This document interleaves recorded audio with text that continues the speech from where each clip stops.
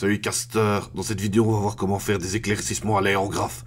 Et pour ce faire, on va utiliser cette magnifique figurine qu'est le géant de lave du super jeu Blood Rage de Call Me Your Note. Elle nous servira également pour les tutoriels à l'aérographe suivants qui concerneront les dégradés et l'OSL. Alors elle s'est couchée en Skeleton Bone, oui tu l'as deviné mon gars. Pour ce cas particulier, du noir aurait pu faire l'affaire pour la peau vu qu'on va attaquer avec une couleur assez sombre de base. Mais vu que pour la suite je veux faire une épée de feu, donc dans une couleur assez claire, j'ai préféré garder une base claire. Bon. Pour savoir comment faire des éclaircissements, la question qui se pose est la suivante. Où mettre les lumières et où mettre les ombres? La première chose à faire pour répondre à cette question est de déterminer d'où vient la source de lumière principale. Comme vous pouvez l'observer sur ce divin modèle, les ombres et les lumières sont positionnées différemment selon d'où vient la lumière. Sans plus attendre, décomposons donc les cas les plus courants. Dans la majorité des cas, vous aurez à choisir entre deux éclairages. L'éclairage zénital, c'est-à-dire que la lumière vient au-dessus de la figurine, comme si elle était sous un soleil de midi. C'est la situation la plus simple à comprendre.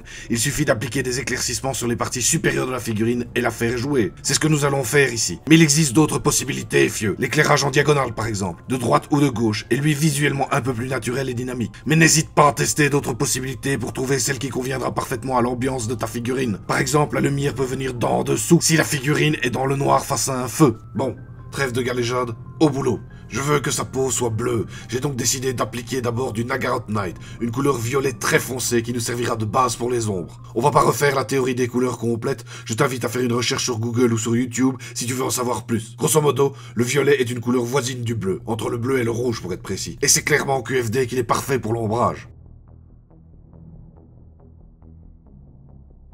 Et si tu veux apprendre les bases de l'aérographe et savoir comment choisir un aérographe, je t'invite à aller voir la vidéo ci-dessus.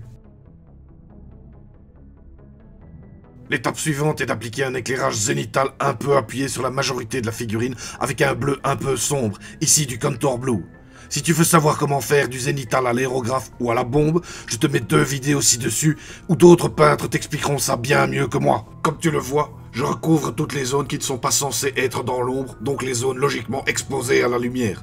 Par exemple, je ne fais pas le dessous des bras, ni le bas du ventre ou entre les cuisses. Le but est de poser un bleu de base avant de s'attaquer vraiment aux éclaircissements.